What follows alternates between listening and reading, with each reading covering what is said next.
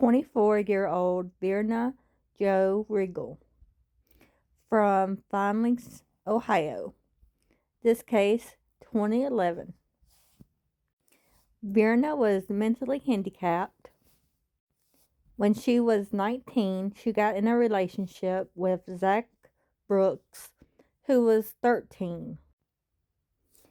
Both had mental handicaps. She ended up living with Zach and his family. That included his mom, Sherry Brooks, and what people say is the female Charles Manson. Vera ended up pregnant, giving birth to a little girl that Sherry named Willadine Brooks.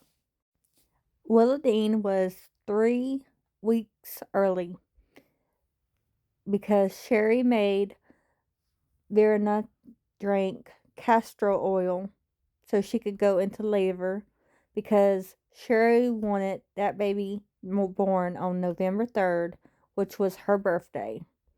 But Willadine was born November 4th. Vera tried her best to be a good mother, even though everything she did, Sherry was overlooking, making sure that anything she did was right, or to Sherry, everything she did was wrong anyway. So Sherry couldn't stand this. Sherry looked at Vera as, she's in my way. I'm trying to be the mother. This is my baby. She's got to go. Well, that's when the beating started. When Sherry would get the whole house to beat on this poor girl. Even Zach would beat on her. She would lie on Vera and say that Vera hurt the baby, so Zach would come and hit Vera. She would make Vera put lotion on her feet, and if she did anything wrong, she would hit her in the head with a back scratcher. The whole house treated this girl like a dog. Worse than a dog. When they would beat on Vera would just make herself into a little ball and just wait until it was done. She never fought back. She was just very timid and just let it happen, thinking it will be over soon.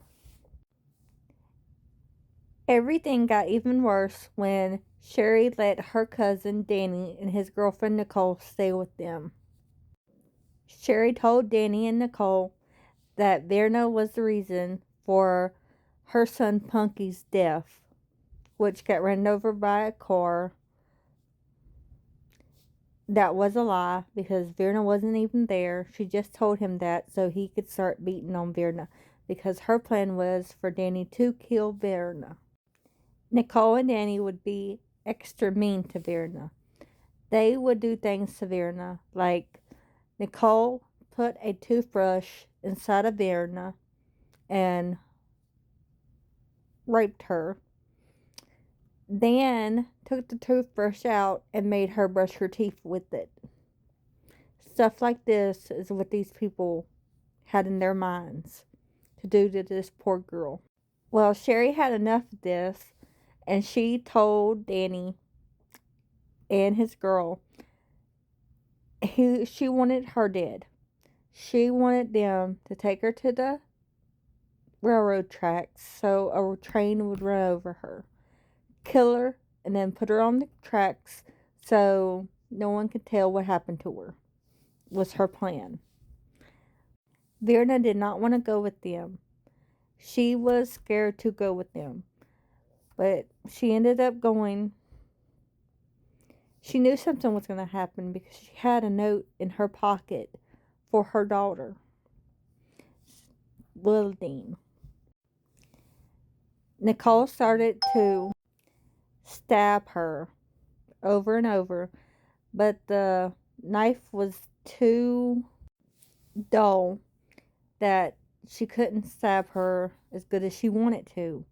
So she made Verna take her clothes off. Then she started stabbing her again. Now, that's when Danny started stabbing her. They tried to cut her throat. They thought they had her, she was going to die soon. So they threw her onto the train tracks and they left. Verna still a little bit alive. She crunched herself in a ball like she always does when something's wrong. When the train passed, it went over her instead of hitting her because at the last minute she could do this, which was a good thing she did because when police came, they seen that she was stabbed. They seen the old wounds from when she was beaten, new wounds, seen everything. The police knew who it was by a tattoo she had. They went to the house of the Brooks to talk to them. When they got there, they talked to Sherry. Sherry said she didn't know what happened. They took her up there. They don't know. She didn't know that this was going on. She didn't know nothing about this. That the last thing she said to Verna was good night. And Verna said good night, sugar babe, and left.